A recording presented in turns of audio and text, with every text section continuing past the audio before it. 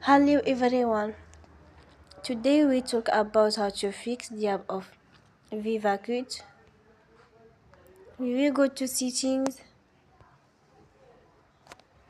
then we click on apps.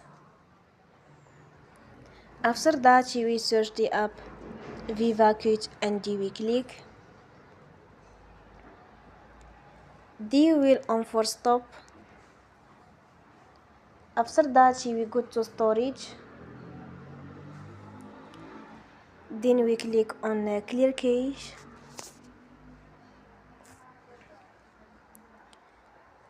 In the end, you will turn off your Wi-Fi and you will turn again.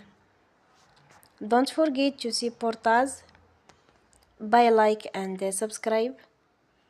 See you next time and thank you for watching.